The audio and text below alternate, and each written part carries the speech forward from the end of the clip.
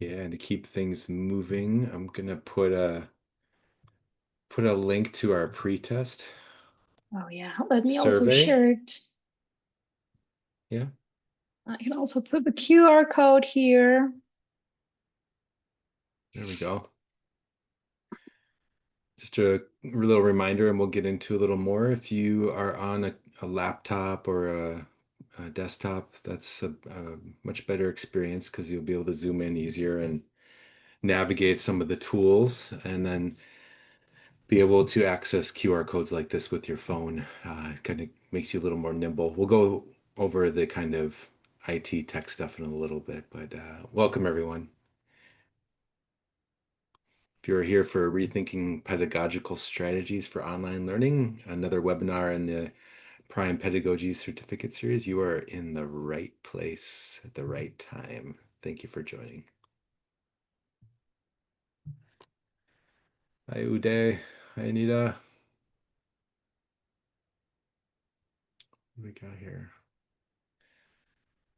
Shu Young, nice to see you.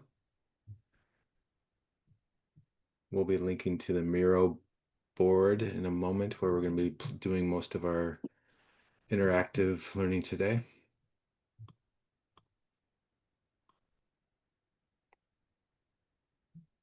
Thank you everyone for showing up.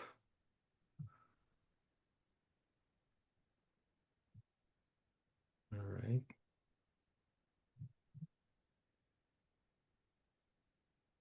We have 15 people in right now. We usually get around 25 or so around this time every month. So we'll be patient. If you see the QR code in front of you, you can pull out your phone and scan it for just a couple minutes long survey, a little pretest survey.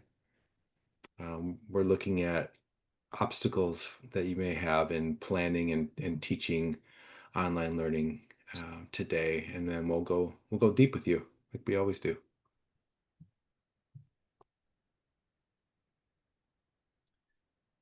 And another reminder, you can always raise your hand or make comments in the chat. We'll be tracking both. If you need to speak up, we are in that webinar format, so if you raise your hand, we'll ask you to unmute and you can talk, but we will also be going into breakout rooms later where your cameras will turn on, and we will give you some instructions on how to handle everything when you get into the breakout rooms. But yeah, it should be a fun and very open-ended day for you today. Thanks for joining. And on this afternoon or morning, depending on where you are, session, we are a small crew. So let's try to keep it cozy. We almost know each other. We've been here 4 times together. So Mhm. feel free to just raise your hand, share your experience. That's the most valuable piece of these webinars. Oh, and actually, you just reminded me. So many of you, or maybe a couple of you at least, may have questions about the certification process. And you could feasibly be done with the first tier of the Prime Pedagogy certificate after today's session, which means that the Prime Secretariat will be reaching out to you if you've attended our Intro to Prime Pedagogy and the other 3 webinars. You will be being reached out to by the Secretariat with that certificate. So it'll be coming in your email along with a report and some briefs on what we went through today. So that will be coming to you. You do not need to do anything when it comes to the certificate of participation. And then by the end of the month, we will be sending out a form to you all with a request for documents and such to help get to the extra certificate tiers of practice and excellence. So we'll give you more and more information on that as we move forward. But yeah, let us know if you have any other questions with the certificate. And congrats. So this is your fourth webinar. You're in for your certificate. Mhm. Congratulations. Yeah, and I'm gonna put a link to that certification website so that you can access their questions as well. And then if you could share a thumbs up or some other reactions if you're done taking the pretest survey, which is linked to in our chat, but also there's a QR code that you can scan. It'd be nice to get your feedback to see if we can move forward with that. It looks like we also have more people coming in. Cool, thank you. A quick little reminder, you've heard us say this before. In the spirit of actively engaged learning, please be the student that you want to have in your classroom and lean into the activities and the opportunities that we provide you. It helps us better understand what's working and what's not, but also helps us to kind of to model some of the behaviors that um, we keep telling you to do such things as we recommend them to you, so we might as well do them ourselves. So the more that you can participate in the surveys, the more we can learn about and share back what we've learned with you. So thank you so much. And without further ado, I think I can share the Miro board and we'll get moving forward here. Cool. And so I'll put that link to the Miro board in the chat as well. Nice to see you all. All right. Ria, you want to start with the beginning there? That's on the Yeah, screen? sure. So first, we want to know from you if you could change anything from an online course you've been a part of, either as a teacher or if you've only taken, or if you're thinking of a course you've taken and maybe you didn't like as much. What's the first thing you would change about online courses as they currently sit? You can drop a question. Yeah, you can drop in the, yes, no more MOOCs. Drop it in the chat so we can warm up to the topic.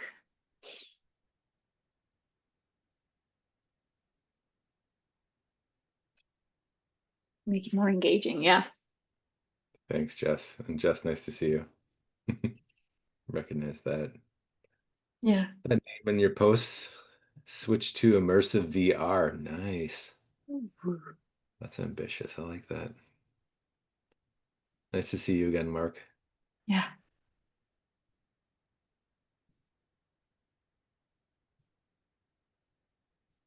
Mandatory for us to deliver a 2-hour lecture all one way. Oof. That's tough. Yeah. Yeah. Easy communication while preserving privacy. Yeah. Mm-hmm. More questions for students to respond to. Yeah. No kidding. Yeah.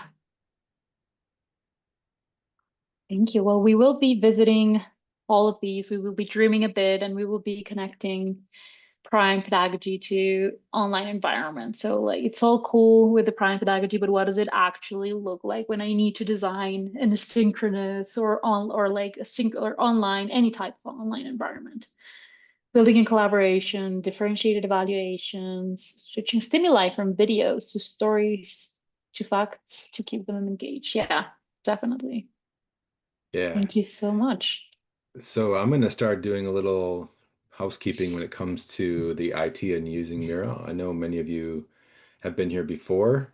I'm also not seeing the same number of people in the chat as I see in Miro, so let us know if you're having troubles getting in. But on our screen, got us zoomed in here a little bit about how to set up your devices here. Again, we prefer, you can see how much easier it is to view the board and interactive with it if you're on a laptop or a PC or desktop. And then you can zoom in and zoom out to see things. There's going to be some stickies with what appear to be small writing. You're more than welcome to zoom in. There's also the possibility that you may have a swarm of cursors when people join. It's a little more wild when there's 100 people in here. But if you see this picture here, you can tap on the kind of queue up at the top here um, with our images. And if you click on that, then you're able to choose this show cursors. So you can see this little tab down here that has, you can turn off the show cursors, and that's where everybody's name can be buzzing around and it gets quite distracting. It won't be so bad today, but it's a helpful thing to turn off. And then if you, just for a little warm up too, you can double click on any one of these sticky notes and if you can, oh, looks like they're locked right now.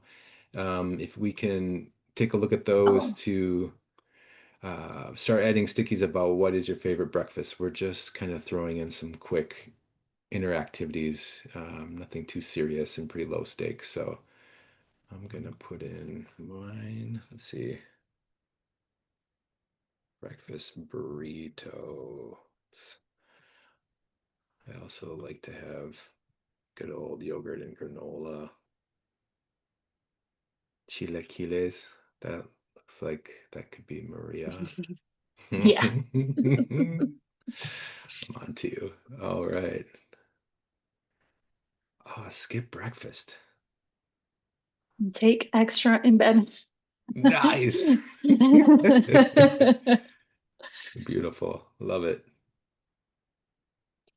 Yeah, so we're already getting the hang of these stickies again. I think many of you are quite familiar. Yeah, Jane, seems like you're gonna be okay. All right, let us know, either of you. So the Miro board's in there again. If you have any questions or you're not able to access the Miro the way that you'd like, please just contribute into the chat here in Zoom, and then we'll transfer your notes into the sticky board, no problem. Obviously, we want you to interact with the Miro board if you can, but we will help you along the way because nothing's perfect, and making mistakes. You're in a safe space to make mistakes. So, all right, welcome aboard. Perfect. Um, Maria, you want to So, take them yeah. on the journey here? Yeah. So, what do we have ahead of us today? Um, for the sake of feeling prepared and knowing what is expected of you and us throughout the session, we made this journey, which is represented by this map, where you get to, yeah, and you get to come back to it in the board throughout the session. So we have done the pre-survey. Now we will do a little presentation on how does prime pedagogy look online. And we will do then an example of how it might look like in practice. And in both, we will ask you to provide some comments, your ideas, give some input, and we will be constructing things together. And then it's your turn to rethink an online learning setting. You'll see what we have prepared for you today. So we will go into breakout groups and we will ask you to create something together. Then we will, yeah, give each other feedback, and then we will come back for some reflections and sharing. Then, as you know, if you've been here, we will do a post survey, and then we will end with some commitments and connections to Prime Pedagogy. So as you see, we have some icons of when we are expecting you to share your insights, when we are expect you to create and engage with your peers, join the breakout groups, or give input and ideas into the board. So let's Fantastic. start. Yeah. And Maria, can let's take a moment to just kind of pause about how this upcoming webinar is going to be even more open-ended and led by you all. And so we thought it would be really important for one to show this map. And then we also created this little Notion page that we're calling a supplement for certainty to give you somewhere as an anchor. So it'll show you this roadmap. It'll give you the frameworks, like a cheat sheet for all the frameworks on why we're doing what we're doing. And I think ultimately, while we ask you to do things that are wild and risk-taking and you don't know where it's going to go, we also think for students and learners, it's nice to give them something solid to hold on to so that they can refer to it and not wonder, okay, now how do I apply these things? We wanted to give you a harbor for you to go to whenever you feel like you're not sure what to do next. And so we're going to add that as well. In lieu of going through and talking over all of these frameworks, which we have done in the past, Maria has come up with short descriptions on how to turn those frameworks into design principles. And I'll share with you the supplement in the chat. And there's a QR code below where you can scan it on your phone. But Maria's going to go through a quick purpose of this little supplement for you so that you can know where to go when you're wondering what to do next. Thank you. Yeah, thank you. So we know we've seen this. I hope that this is not the first time. If it is, this is like the three frameworks we're using in Prime Pedagogy to help us think about the way we educate, think about how we design for meaningful experiences for our students. But the big question in this webinar is how do we do it online? So, for example, how do we do personal online? And I think there's this trap with online courses, for example, is that they often feel a bit copy paste, like people get the same slides, the same quizzes, the same pace. Um, and the invitation is like, what if we flip and invite learners to tie the content into their own values and experiences? And we will go through some examples later. And suddenly it's not generic. It's like you can personalize it, and simple prompts like what does this look like in your context can make it personal and memorable. And then like relationship centered, I think this is a tough one. Like this is not just about personal meaning. There's always this risk of isolation in online environment, right? Like people disappear into like a name or a box or like a comment on a discussion board. And but there's ways to design to deliver points of connection, either through peer feedback, small working groups, casual check-ins. Like we want it to feel less like content delivery and more like community building. And then how do we make it insightful? Like we've talked about it in previous webinars, but like in the age of AI, these surface level tasks are not enough. Like if ChatGPT can spit out an answer in 30 seconds, then probably our learning task is not building insight. So it's better to ask questions that really spark curiosity, that help students wrestle with complexity, nuance, make tough calls where there's like not exactly a right answer. And then the insight comes from this struggle or this, well, joy after um, a challenging event and not the shortcuts. And then modular, like online people get lost easily, at least I sometimes do. And like modular design for these clear chunks that it's very clear how they fit together gives orientation to students, but it doesn't mean it has to be rigid. So it's to me, it's like a map with different landmarks that where everyone knows the route, but there's a space for pausing, for exploring, or taking some detours and still be able to find your way back. And when it comes to experiential, we don't want to ask people to just sit back and consume our content, as good as it may be. We feel like watching and reading is just the start, not the end, and that the power comes when the learners create, they test, they can apply something, create a prototype, reflect on a case, or do like a mini experiment on a real world setting. And that's when the course content becomes real. And the reason we want to have these five characteristics in online environments is because these are skills that we want, because they develop the skills that we want them to develop: is critical thinking, collaboration, creativity, self-directed learning, problem solving. We want them to be able to compare perspectives, to challenge assumptions, to develop like deep peer interactions, not just like one-off work. We want them to generate, test ideas that are relevant in their own context and settings. We want to give them agency to make choices and, yeah, have space to pursue what matters to them. And the way we design for it is with this connect, explore, transform model, which is like we want to build the human layer first, connect with what matters to them and who they are as people. We want then to design for curiosity and open doors for exploration, curated resources, prompt that challenge thinking, interaction, and then transform that they can put it into like lived practice. So to us, the arc comes from like I belong, so connecting. Then I am curious to explore and learn, and then I know what I can do with the learning I got. And that's how Yeah. we see online courses becoming these lived journeys. Yeah, and let me pick up the and kind of zoom out and get a little meta here. So right now we're kind of in the connecting phase of this workshop where we're again revisiting these frames and we're about to get into how do you use these to integrate prime pedagogy in the online environments. So we invite you to come in and start adding some stickies of examples of how you could use these. So how could you use those principles of personal, relationship centered? What does it look like to change a course that's online and feels very you're on your own and you just show up? How can you design to make that more relationship centered, not just social, but focused on the relationship? And then how do you go create an experience that becomes about something that's a little difficult to understand, and that when you get to the other side of that kind of struggle, you're actually going to have insight, which can lead to joy. And then your students are thinking, oh man, this is worth the effort. Okay.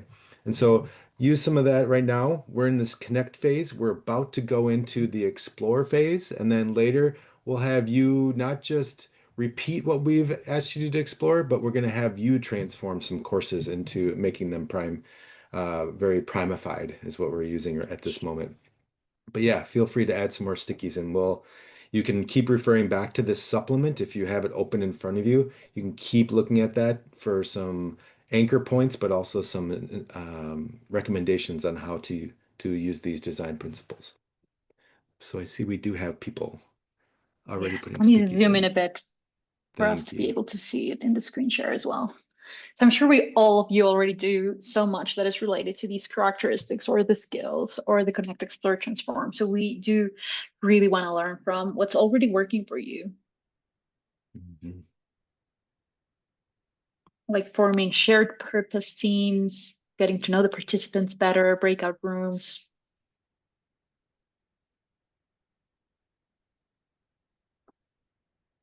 And move along,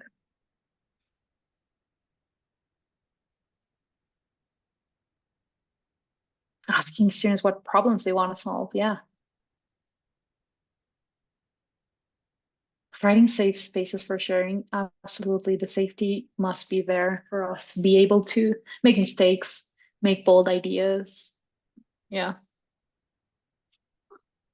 Yeah, safe space. Man, that goes a long way.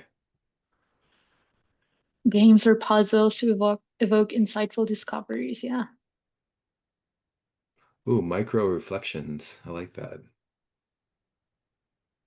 Mm. Yeah. Sense of belonging. Thank you. Thank you. Personal examples. Develop relationship. There we go. Gosh, and the students want this too, right? I mean, it helps us to better understand what they want, but they want to feel connected. And again, if you want to elaborate more, put them in the stickies or put it in the chat. Yeah. Oh, hey, Uday. You're still seeing the Oh, breakfast let menu? me, I'll bring you to me. There you go. Fantastic. Great. And again, just below where these stickies are, there's a QR code. That's where you can scan with your phone and see all those frameworks earlier.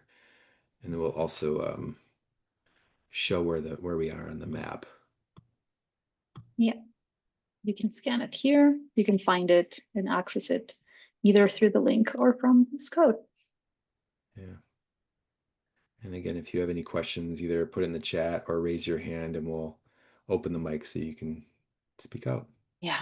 But Maria, how about we move into the more exploratory Yes, piece? the exciting pieces. Yay. Well, this is exciting, but everything's exciting. Okay, so now it's time, like Garrett says, to explore.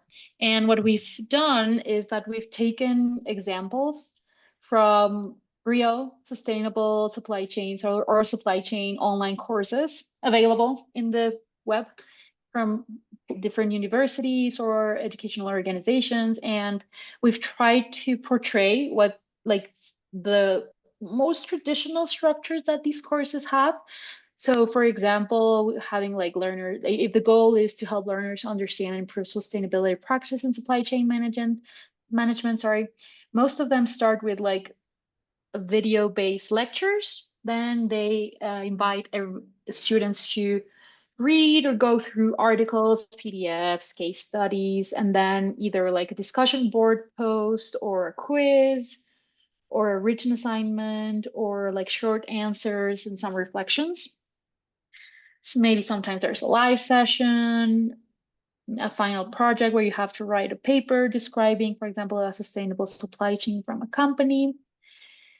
And we want to take this to the next level, basically. We want together here, all of us with all your wonderful ideas and your experience, we want to make this course personal. We want to make it insightful. We want to make it experiential.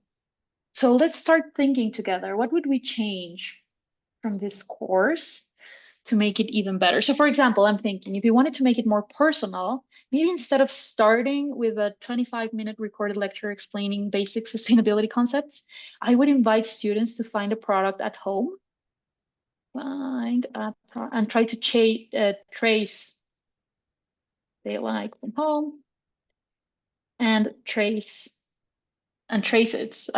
Oh, okay, this was deleted. And trace it. So this will start for something they care about, where they have to trace the product back and kind of define the supply chain that currently, yeah, and maybe map potential sustainability risks. And map sustainability. Oh, I'm writing terribly. I'm sorry. Risks and map sustainability risks. What else could you do? And if you have an idea, please write it in a post-it and bring it over here. Yeah, any So we color can you all like. co-create. We can all co-create this course. What else could we do to maybe make it relationship centered, to make it more experiential, maybe tying it to SDGs more explicitly?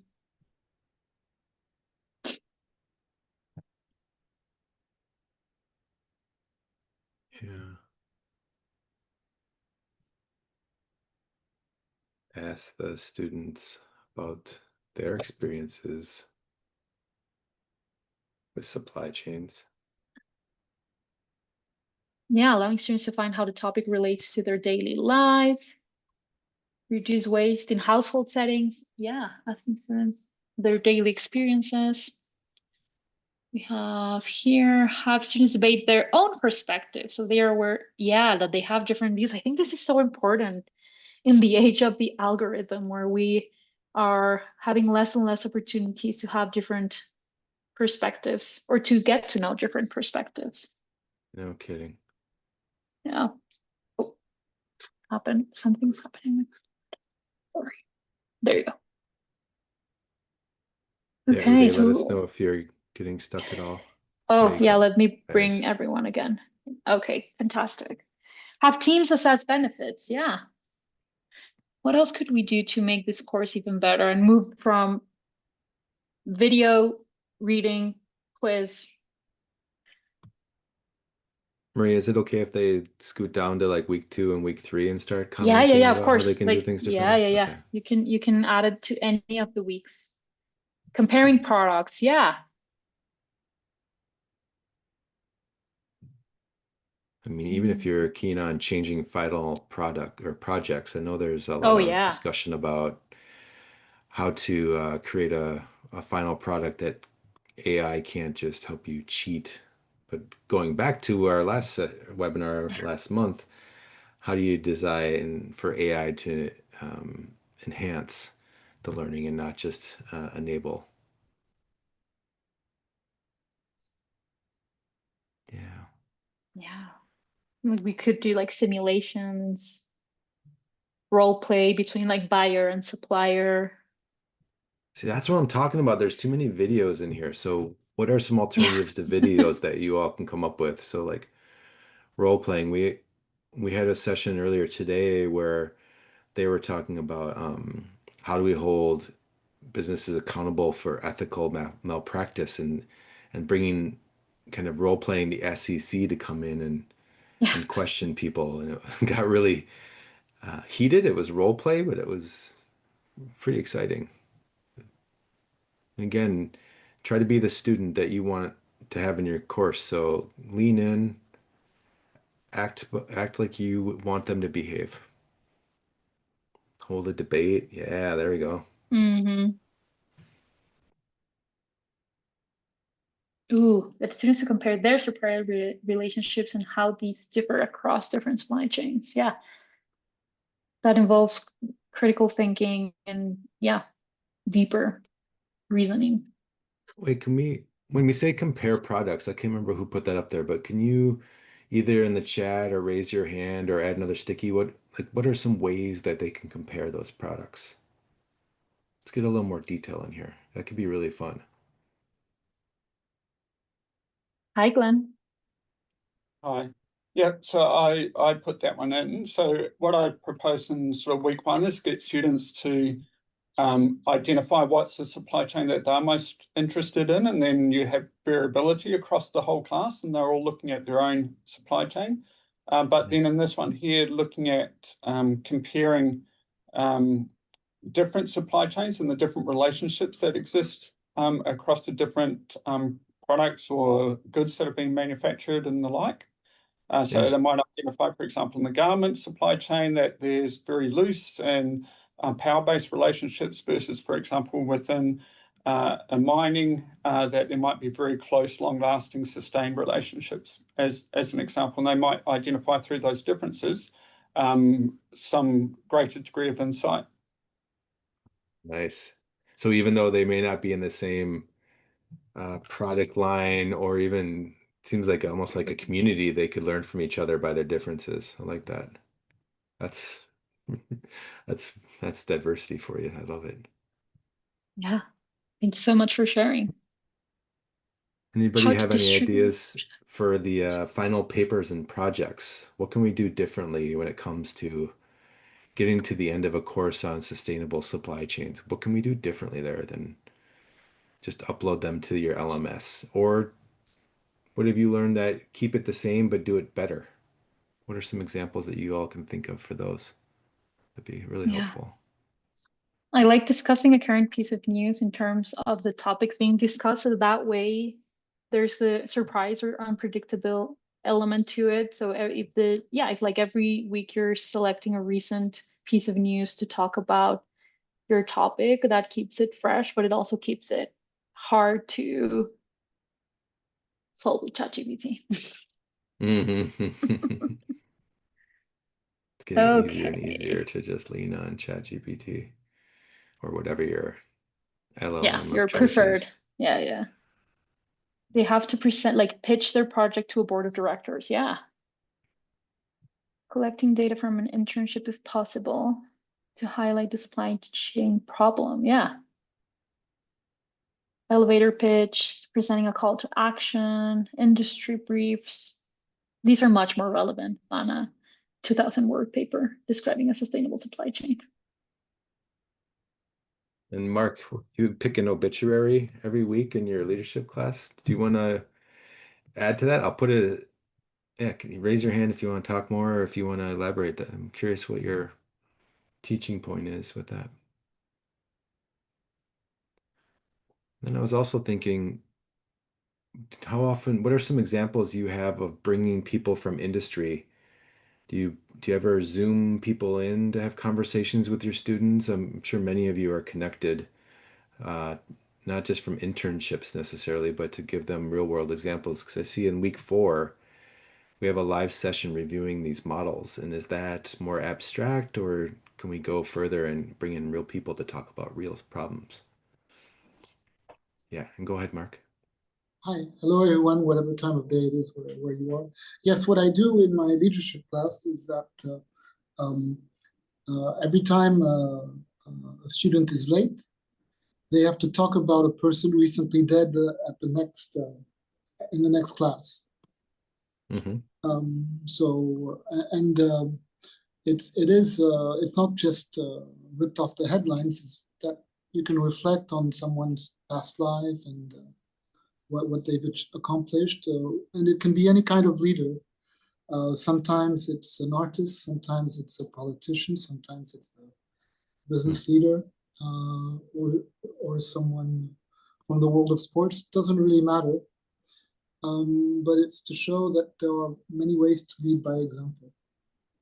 And I wasn't sure quite well where to put that in my role, because I don't teach supply chain, so Yeah. I'm not sure how I would fit that in, because there's a space for management sort of tends to ignore the human. Yeah. Not the human behavior, but the individual. The actual human. Yeah. Hard to know where I can insert that in my role. Oh, I'll tell you. Like, I know where. I'll tell you in a second. You might need it. You might You're need it kind of soon. ahead. I'm sure it's my ignorance. No. Thank You you. have Thank you for really great sharing. input. Yeah, thank you so much, Yeah, everyone. and of course, it's always the last person to come in late that gets so there's sort of there's some gamesmanship among the late attendees every session. Awesome. Well, Thank you, Mark. before we get into where Mark is foreshadowing us, because we're Oh, gonna do this, yeah, we're gonna do this activity again in a moment, but instead of just doing supply chains, we're gonna do this with a variety of different courses. So you're warmed up now. When we go into breakout rooms in a moment, you're gonna do the same kind of process where you take the old way of doing things and see how you can use the prime principles, design principles, and creative learning models and skills development to work on other courses with your team. But before we do that, Maria, can you take them into a cold plunge? Absolutely. So, what we also want to encourage you to think about today is what are these big bets? What are these big ideas that we want to see in online learning, that we want to see happen? And I mean, we know that in reality, there's bureaucracy, there's budget constraints, there's time constraints, there's like a lot of things that don't allow us to think big. But here today, in this hour and a half, we want you to think big. So we've created this concept of the cold plunge. So it's what could you add to your online course that becomes this big, bold bet that you wouldn't maybe feel as comfortable to do? And that's why it's a cold plunge, because at first it feels a bit panicky. But then you see the value of it and that it's worthwhile for the learning experience. So we've added ideas like having AI as your class, like programming an AI to argue against everything you say, and then students get to debate whether the bot or the teacher has a stronger case. We've talked about co-creating syllabus or deleting assessment or having students take over assessment or having extreme constraints for students where everything they have to do in like really short videos or really short documents where they have to really cut down to the clearest as possible. We've thought about fail fests where we celebrate everything that did not work well versus everything Hmm. that worked well. And I think, Mark, that your obituary would be one cold plunge I would add here. So think about like if there were no restrictions to what you can do, what would you do with an online learning experience? And just drag a sticky, like I'm gonna do right now. Here, I drag it Hmm. and then I write. My cold plunge is Yeah, I'm sure you all have plenty. These are just some that we started with. So yeah, please go forward.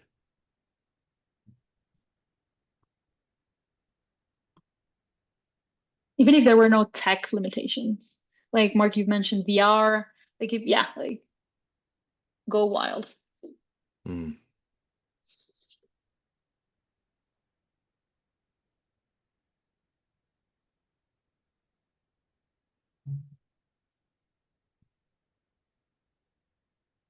Mm. Having the students define the week's topic, and if the facilitator has to respond off the cuff. Yeah. Again, these are like big ideas that maybe we wouldn't be as comfortable at the beginning, but I mean, they could totally happen. Co-designing rubrics, yeah.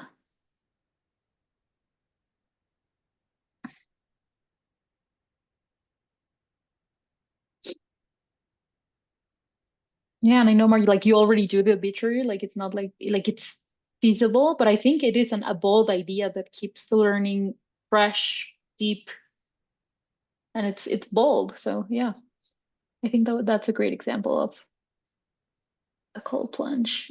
Bring resource speakers from various sectors every week. When students are presenting, choosing who goes first and then who after. Yeah, let me go up a bit. Bringing world-class experts. Yeah, non-commercial types of leadership. Yeah. Does anybody want to talk about theirs? It'd be cool to hear more. Yeah. Raise your hand throughout, not just now, but as we move forward. If you have, or even back to that first section or that last section where we were talking about sustainable supply chains. let us know if you have anything you want to add to it. We'd love to hear more from you. Yes, Uday. If you can unmute. Yeah, can you hear me? Yes. Yes. Okay. Hi. Hi. So what I was talking about is regarding the seasonal items. The supply chain manager wants to push items like snow plowing. They want to push items when it's not required, so that when the demands are heavy, they don't run out of supply and they sell out on discount. So it helps the customer to buy the same equipment on discount, and it helps the supplier to maintain a steady flow, which in turn helps the manufacturer to manufacture those items at a steady pace. So Mm, such things can be sustainable. The whole community gets benefited, and the consumer gets a discount on that product. nice. Nice. Thank you. Yeah, that's really cool. Thank you.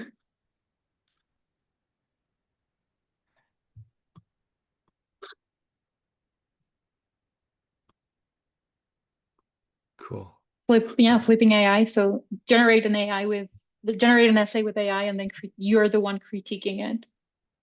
Oh, that's nice. Yeah, About time. yeah. Well, I think we are warmed up enough to go into the most fun of this session today. Yeah, let's do that. Okay, so what we have prepared for you is 6 different courses, just like the supply chains one. Like these are like they have like a very basic structure. They have a name, a course name, they have a learning goal, and they have like a 5-week general structure, very similar to the supply chains one, kind of traditional with like lectures, readings, and then some type of close or open-ended short answers. So we have business ethics, we have human resource management, marketing strategy, corporate finance, corporate governance, entrepreneurship, and we have 2 empty ones. So Cool. the task is to do basically what we did with the supply chain exercise, but now you get to do it as groups. But no 2 teams get to do the same course. Okay, so how many breakout groups will we have this time? If we How are, about 3? And then we have roughly 6 or 7 people per group. Does that sound good? yeah, Okay. great. Yeah, okay. So we will send you to the breakout groups. You have to run and choose the one you want to work on and add your names on the black sticky here, so no one else can take it. And if you don't like any of these we've made for you, you can just go to the bottom and create your own. So in the morning session, we had a green marketing one here, and I don't remember the something about aviation and the other one because they wanted to go very specific in courses they were actually working on. So first step, choose your topic, write your names on the black sticky, and then just discuss, add. You can get some inspiration from the sustainable supply chains or the cold plunges. How would you redesign or primify this online experience for students? So Yeah. basically the same we did with the sustainable supply chains. You have the initial structure to the left, and then you have like an empty space on the right here to go Yeah, wild. yeah, there you go. And yeah, same kind of And process, yes. everyone. You're welcome to dive in, but yeah, we're just giving you a suggestion on the left, and then you go crazy wild on the right side of it. But you have to claim yours first. But before you do that, I'm going to put you into breakout rooms, and your team has to decide which course you're going to take. So I know many of you have inclinations. I see you, Jenny. Wait until we assign you, and I'm gonna put you in breakout rooms in 5, 4, 3, 2. There you go. Some people are already pre-picking for the team. I get it. I get it. Let us know if you have any troubles getting into your rooms. Oops.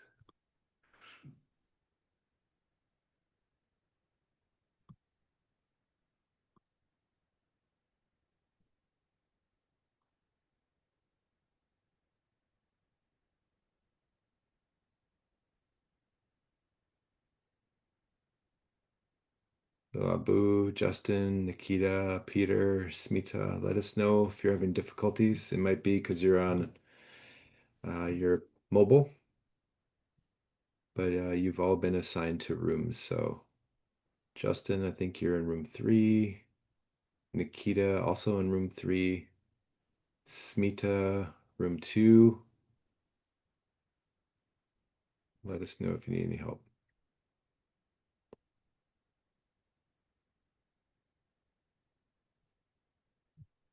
Cool. Nikita, Peter, Smita, add something to the chat or raise your hand and we'll help you.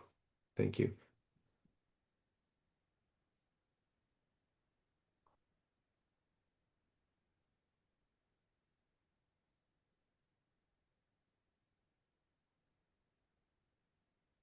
Maria, do you want to duck into the breaker? Oh, here we go. Peter, not sure how to get to breakout room. Get to the breakout room. Okay, let me. Oh yeah, it's the thing where they don't appear. Okay. Um,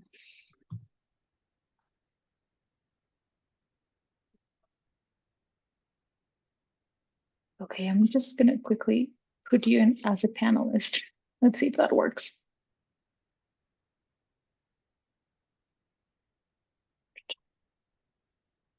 Peter, are you on your phone?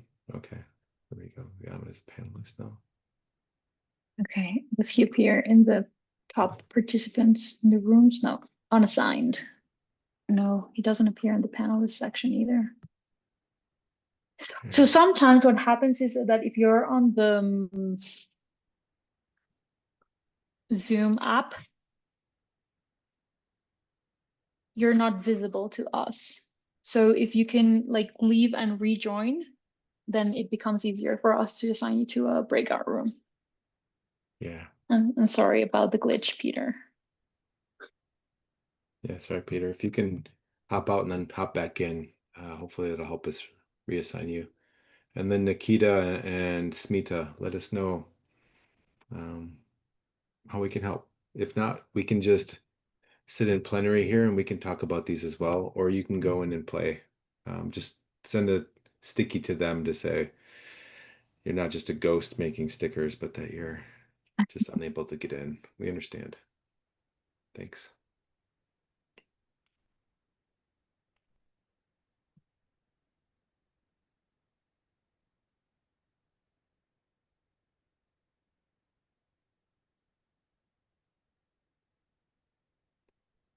All right, yeah, I'm gonna hop into room 1. Is that cool?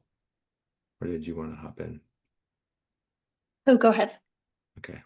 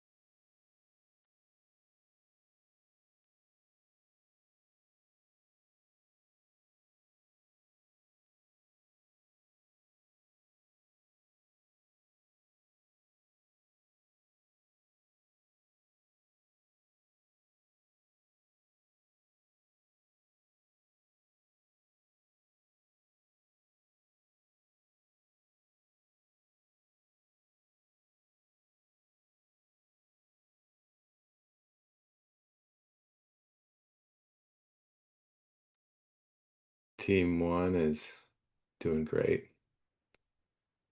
Yeah, I went to teams 2 and 3. Team 2 Nice. is kind of small though, but I Oh, guess some really? people are not able to join. Yeah, it's only 2. Well, Okay. no, I have the disabled, well, like 2 with video actually. Never mind. Mm. I had the thing. Yeah. Oh. Oh, it looks like you're Yeah. still in room 3. Well, that's because that's where I'm coming from, but Oh. Sometimes the breakout rooms baffle me. yeah, yeah, and they have still so many yeah, glitches. Yeah. So we can give them a good amount of time. It feels like they're having, at least in room 1, they're having pretty heartfelt conversations about it, which is cool. Yeah, and in room 3 there are, because it's the empty ones, they chose like sustainability, I think, and they are doing Mm. they are starting from the course content, so it will take them a bit more than those who already have a preset series of content. Oh, cool. Okay. Oh, wow. See, that's pretty awesome. Yeah. You have to define what's the baseline. Yeah, like it's like if you want to choose, it's a little bit more work, but I think it's also more relevant. Like Yeah. in the morning we had, like, let me check the name of that one because it was, oh sorry, I don't want to, it was like sustainability in aviation or something like that. Like Mm. it was definitely something someone was already teaching online. Oh, so it's obvious that they were Mhm. ready. Yeah, let's see what it is. Sustainable cultural transformation in aviation. Very specific. Wow, but they went from like barely doing the baseline course to just, huh, I wonder. Oh, that's pretty good. Real case discussions, group activities. Hmm. Sometimes we can nudge them further. This is where I think it's gonna be nice to spend more time with the glow and grow to Yeah. get more specific about some of these things like you Hmm. wanted to do earlier today. Yeah.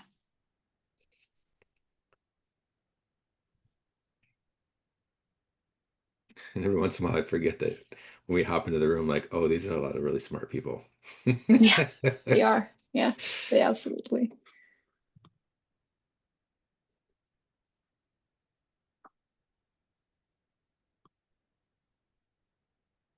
Peter, if you wanna go in and just start adding stickies and let them know that you can't get into the breakout room, but that you want to play along, you can just kind of shadow them if you'd like, or you can raise your hand and open up the mic and we can walk through something with you. Same to you, Nikita and Smita, if you're there.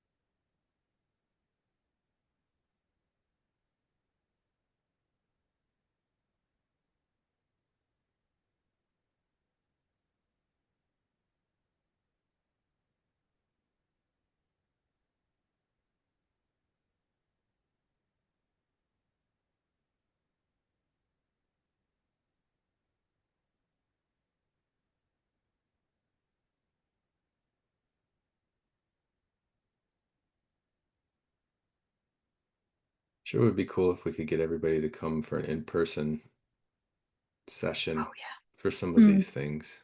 Yeah. Because like that prompt earlier where somebody said, how about you have the AI write it and then you critique it? It'd be Hmm. cool to take some of these digital tools that we're using and have Yeah. either the Yeah. faculty come up with new ideas, or we come up with more hands-on in-person ideas with all of them. Maybe even start off with like a co-creating the session with them or something. Yeah. It'd be Ooh, amazing. yeah. What if the first, like the intro session, had a big chunk of creating the rest of the webinar series? That's what we were wanting to do with Priya in the Hmm. ASEAN Plus region, right? Yeah. Which reminds me, have you been getting the emails from her about the work that she's doing? I haven't responded yet, just frankly, because No, I think Cheyenne or Sam did. yeah, Yeah. she works in spurts, so I won't hear from her for a few weeks, and then she'll drop like a 20-page document. I'm like, Oh, that's okay, what she did. Yeah. yeah. I'm like, I'll get to that, just not straight Yeah, away. I think she's organized all the sessions and the content to make it meaningful for her. Yeah. And Sam, she had some questions for Sam regarding implementation. Well, that's what it looked like to me. Okay.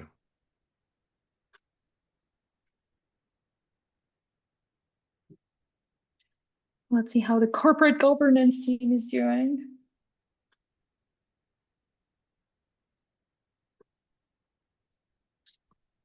Claimed. I'm gonna jump into room 3. Yeah, go ahead.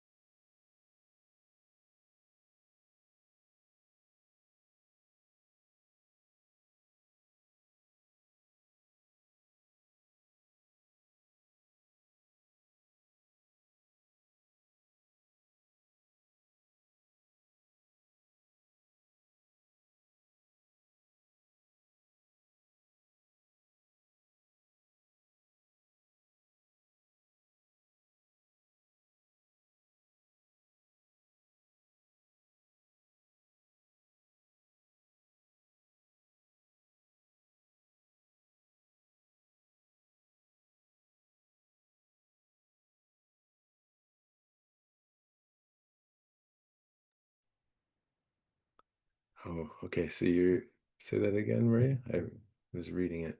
Read through your own fish. So how is group 3 doing? They're moving slow, actually. Oh, slow. Okay. Yeah, yeah. Looks like group 2 is But done. momentum, I'm really stoked on the split here. I wonder if we could do it with before they even finish to like give everybody an opportunity to take a look at each other's and give Okay, some say feedback that so again. far. So when I went into room 3, it felt like their they're coming up with new plans, but I wouldn't say they're fully leaning into the prime design principles and stuff yet. Got They're it. getting warmed up. Mhm. So I was wondering if maybe even before they finish, some people could take a look at each other's, do the grow and glow now, and then they could go back and give them time And to finish finish. and update. Yeah. Yeah. Do we have enough time for that? We,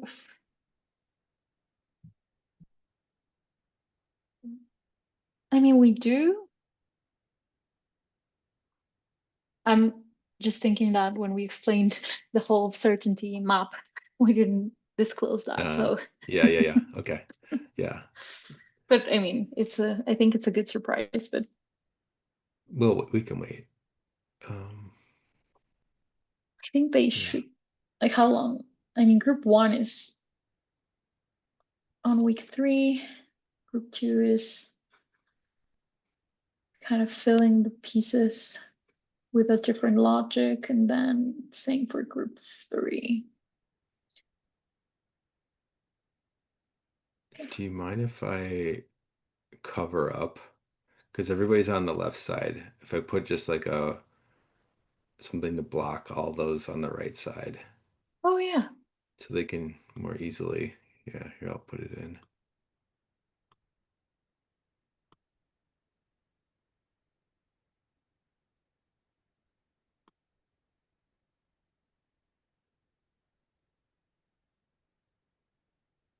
Right? I didn't do anything terrible right there, did I? No. Okay, cool.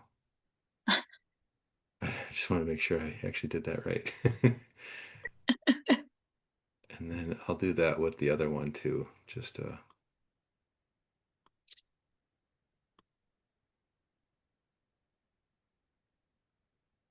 The marketing one. Yeah, got it.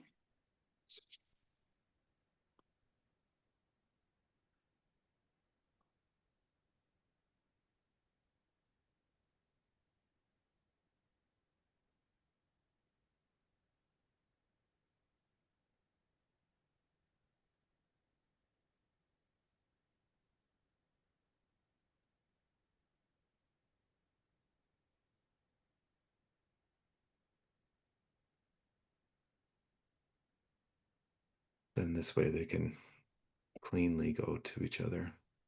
Mm-hmm. So are you thinking, let's see, what time do we have left for the grow and glow? I think we're pretty good now. Yeah. Yeah. Like I would maybe send them to blow and grow in a couple or minutes, like 5 minutes. Should we tell them 5 more minutes? Yeah. Yeah, go for it. And we 5 more minutes to finish, and we will move on to sharing to each other and providing feedback. Choose one person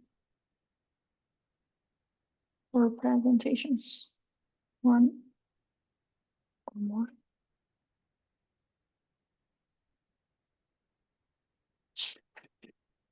Okay, there you go.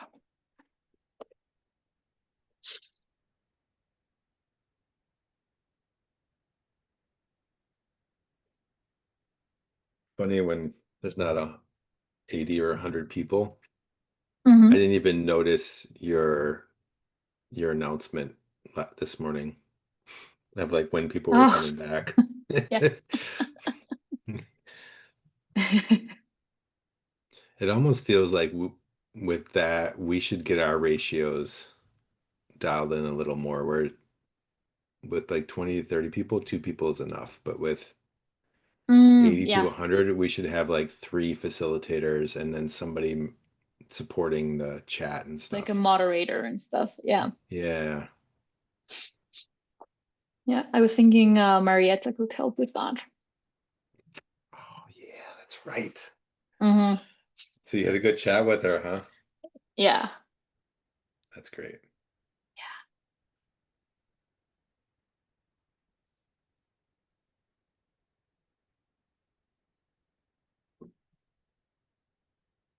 Excuse me.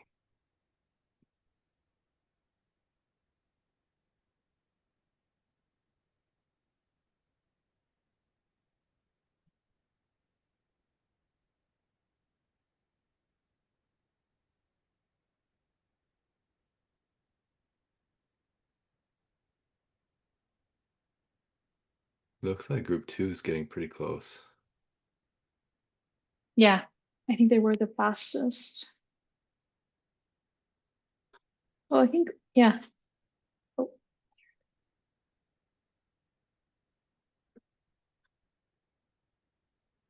They're still going though, so that's cool.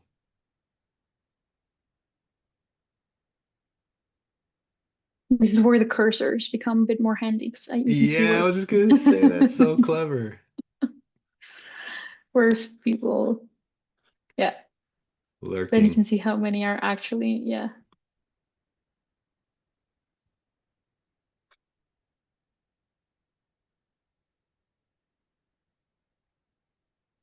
Three more minutes.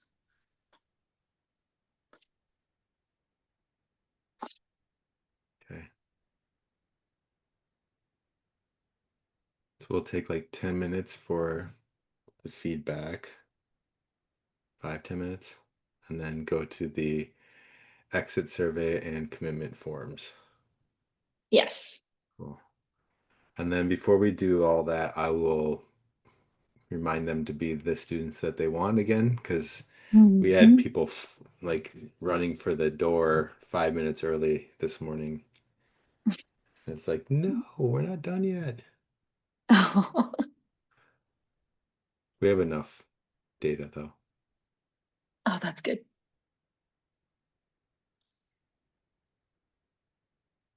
You know about the engagement metrics that you get from Salesforce? Like what do those look like? And are they used for assigning certificates of participation? I'll share with you Hmm. notes that I got from Okay, Sam this morning. great. Um, Okay. yeah, Okay. they're very conservative with a lot of the things that when it comes to But engagement. what you could be measuring. Yeah. Okay. Yeah. But food for thought for 2026 when it comes to what Yeah. does it take to get participation? We should probably switch it from participation to the engagement certificate. Hmm. Yeah. Because showing up is not aligned with the prime principles, design principles. Yeah, like you don't get the actual learning by just watching. So Yeah, maybe webinars is not like it's also setting a different expectation. exactly. Exactly. Also, Smita's still in here. Smita, let us know if there's anything we can do. Um, Yeah, Nikita Peter? was able to join her group, and I think we lost Peter. Oh, Nikita, nice. Yeah. I was wondering if Nikita had Yeah, she's grabbed a in room bite to two. eat or something. Nice. Yeah, probably. Or driving or yeah. Yeah.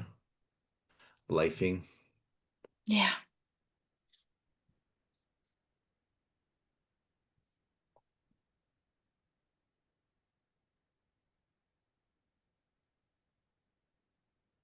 So these don't close like with a minute. They just close. They So just close very abruptly. Yeah. I don't should know we how to give them a set that quick, up. let me give them a quick broadcast. Okay, cool. Thank you. Okay.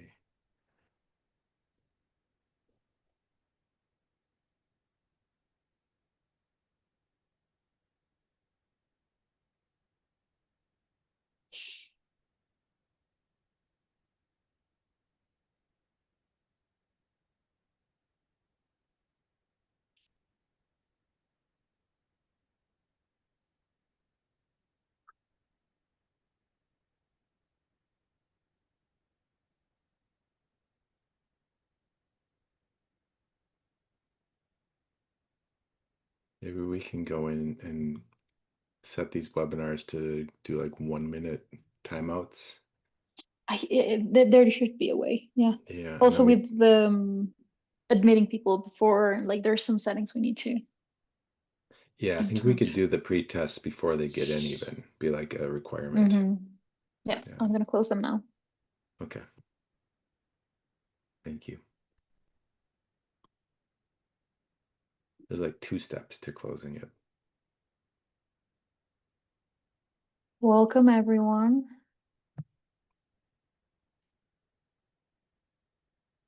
How did it go? Okay, I think all of us are here now. Yes. Yeah, give us a Great. thumbs up if you're back in the Oh, plenary, yeah. please. There we go. Awesome. Okay, great. So now it's time for you to present your primified online courses. So let's start with the one I have in the screen share. So business ethics, we have Mark, Glenn, Jenny, and Eduardo. So who is going to tell us about your course and ask the others here about the course? So the person that's presenting or people that are presenting, please raise your hand so we can allow your mics. And to the rest of you, as you listen to the other team's presentations, I invite you to add post-its. We have this glow and grow. So glow is something you really liked about the other team's presentation, and grow is an extra idea or something you would like to see on the course. Okay, so who's presenting from business ethics team, group 1? Please raise your hand so we can give you mic access. Yeah. Mark, Glenn, Jenny, Jane, Eduardo. Who's your spokesperson?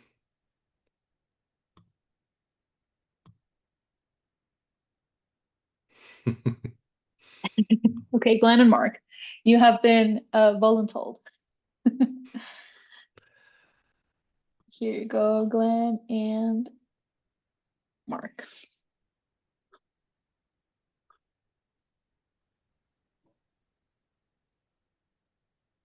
You can just unmute. Yep, you can hear me now? Yes. Yep, I can, brilliant. And I can too. Mark, you want to go?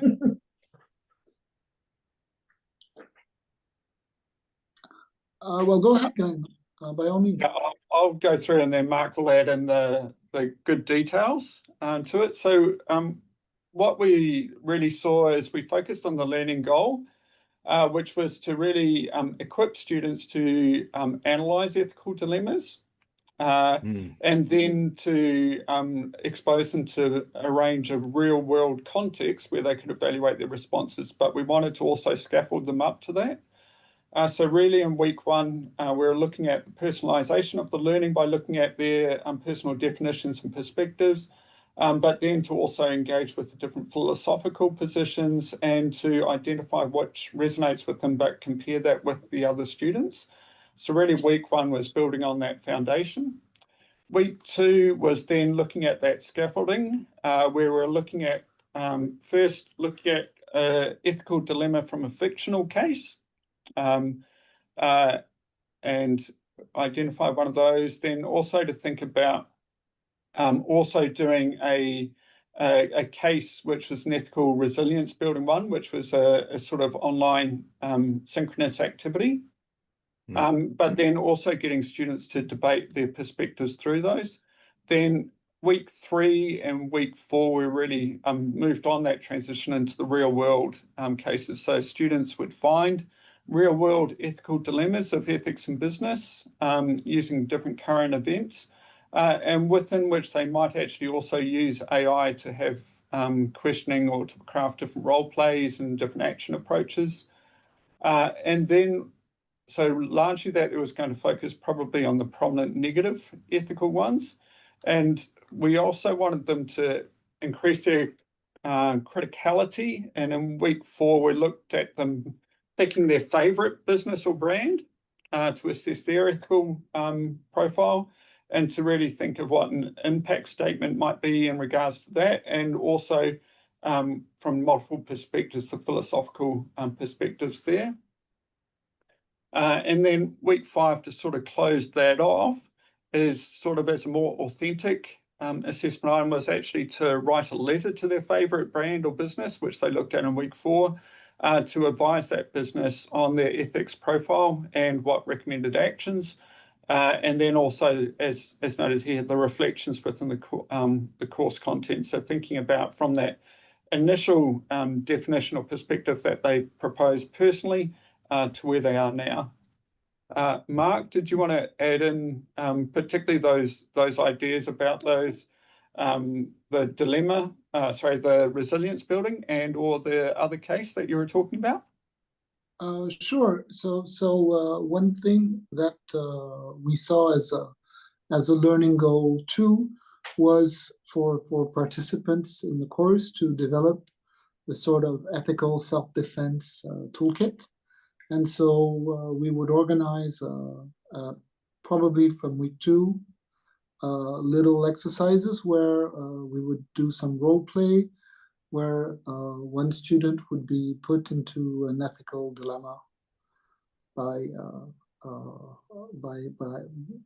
such a, and would basically practice to learn to politely say no to their boss, their customer, their boyfriend, girlfriend, their mother, their teacher, their co-author of the student report, and explain why they wouldn't do it, because it would betray their own ethics. And so we thought it would be interesting as an experiential learning exercise for them to see that, to develop it in class. And for example, there could be someone, I don't know, shipping a product without going through all the quality control, just to reach a benchmark. So typically, quality versus time. Yeah, thank you so much. And you already have some glows and grows, but I see personal and experiential being very strong in this example. Exactly. Yeah, thank you. Okay, now it's, yes, please go ahead. There was a second one, but maybe we don't have time. So very quickly, the idea that I shared last time about a panel of AI personalities. Here, they would obviously be philosophers of ethics, and so you could present an ethical dilemma from the news or from your own experience, and set up a panel of philosophers that would discuss it, and then you pick and choose what response actually makes sense. So you screen the hallucinations out, and that would grow your own ethical makeup and your AI fluency. And I'm done. That was great. Thank you so much, Mark. All right, so let's move to the corporate governance team. We have Anita, Deepak, Jess, Jihong, Abu. Who is going to present on behalf of the team? Disable. Okay. So whoever's presenting, raise your hand so we can give you mic rights.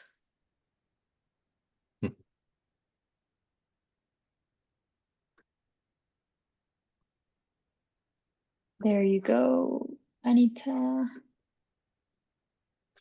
If you can just, yes.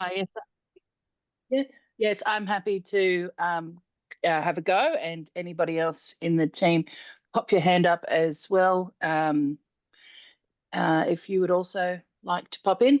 So so we talked about governance, and so what I certainly see from the course that we created is it's very much about discussion and role play.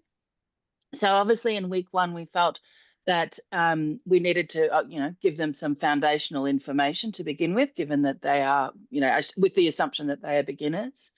And also we wanted to bring in the SDGs right up front. So that came in week 1 to discuss how the SDGs can be embedded. And then we have a discussion about case studies and the responsibilities of the board. So very much setting people up foundationally to begin with. In week 2, we have students beginning to talk about the advantages and the disadvantages of managing stakeholders.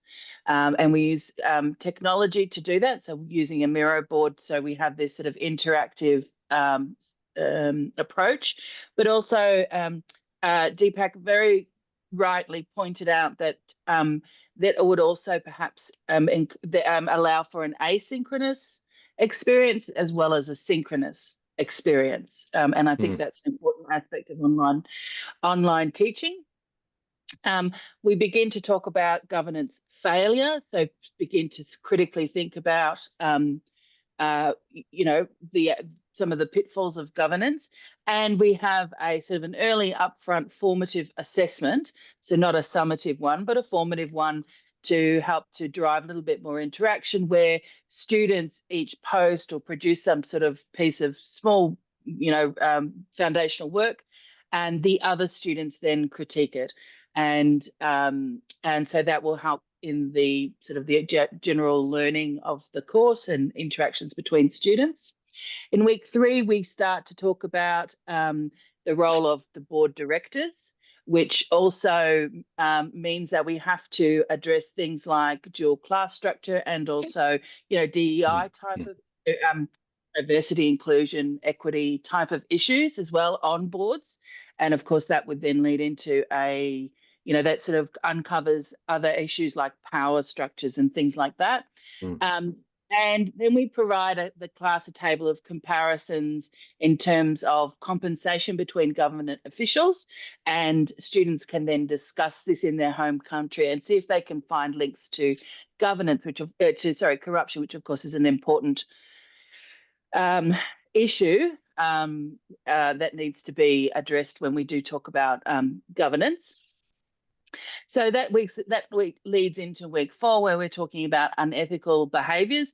So how opportunities for unethical behaviours might occur. So this would uncover issues to do with, for example, governance mechanisms that aren't strong or are overly strong in some way. So it's a risk assessment discussion. Once again, we would be providing some real life scandals for the students to actually talk about together in breakout rooms, so they can actually talk about them and sort of challenge each other about how these real life scandals happen. But then the next step would be to provide ways to reform them. So once a scandal happens, that's one thing, but you then need to be able to bring the board or the board back into the governance of the company back into line. Unfortunately, we do have a little spot there. I'm sorry, but in week 5, we talked about that we would assign groups to governance frameworks so they can identify strengths and weaknesses. Yes, that's the spot. So they can identify strengths and weaknesses in their frameworks. But then we role play a board meeting. So by this stage, we will have worked through all of the all of the different roles in governance, the way things go badly, the way things go well. And so we would role play, for example, a board meeting where each person is taking on a role or a persona. So for example, you might give someone the role of a chair, but you might also then give them the persona of somebody who is corrupt. And so you can role play it in different ways like that. So they have a sort of an experience, or they can sort of see firsthand how some of these mechanisms that they might have been talking in abstract ways could potentially look and feel at least in a simulated way. And I think that's cool. If anybody else has anything else to add, that's probably it. That's great. Thank you, Anita. And I really hate to do this, but we have a couple other little wrap-up things to do. So social responsibility. Sorry that you don't get a chance to present today. I think it is more about us just kind of presenting our ideas. And if you all have moments either now or after the session to give glow and grow to social responsibility, I think it helps everyone. But before we go, we'd like to just to kind of model the behavior, but also be the students that we want. We still have this pre-test, post-test here, where we're looking at the creativity of teaching these online courses. Yeah, that was a great exercise. Great design, Maria. Great engagement, everyone. We really appreciate you leaning in on that. So there's a link in the chat, but there's also this post-test survey. We do have one small activity after this. This survey should only, it's very similar to the first one that you did earlier, a little bit different. It's just going to take a few minutes. And then when you come back, we just have a little bit of a wrap up with this COP commitment that links us to the next webinar. So when you get done, if you don't mind giving us a thumbs up in the chat, and then we'll wrap up right at the half-hour mark. So thanks for the next few minutes.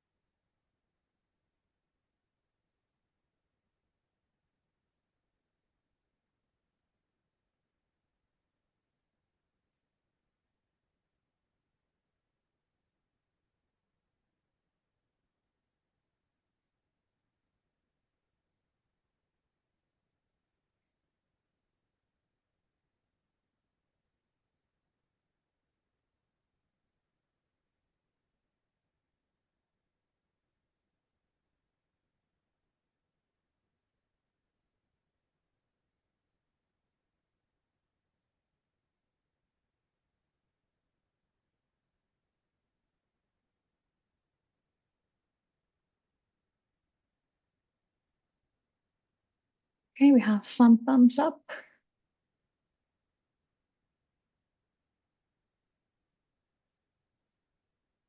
Cool. And then to wrap it up, sorry if you are still working on that last little bit, but we have this, yeah, thank you for that thumbs up. We have this little form, and we were toying around with the idea of how to tie our webinars together. So next month we have a webinar on a commitment, or how to create faculty communities of practice. So we'd like to give you an action to leave with, this commitment to COP. There's an example on the Miro, but also there's a link in the chat. It just takes a couple seconds for you to give us an example of, I will try fill in the blank in my fill in the blank course and share blank as proof of impact on our next webinar. So if you submit those, the next time we have our webinar in September, we will take some of those examples and feed them into content. This is very much like what we were speaking about earlier. How do you, as students and learners in this scenario, contribute to the course content moving forward? So please just take a couple minutes, not even to fill out that form. It's a really easy way for us to get information from you. Thank you so very much for that and the surveys and all the fun activities. We learned so much from you today. We really appreciate you all leaning in. It's really heartwarming to see you all leaning in. And on behalf of Maria and our team at Winded Vertigo, we're very pleased and happy, and thank you so much. And also, again, we will be following up with more information on the Prime Pedagogy Certificate Series. We thank them for the support, and we appreciate you diving in. Thanks again. Yeah, thank Thank you, you, Mike. everyone. Thank you, Jenny. Yeah, thank you so much.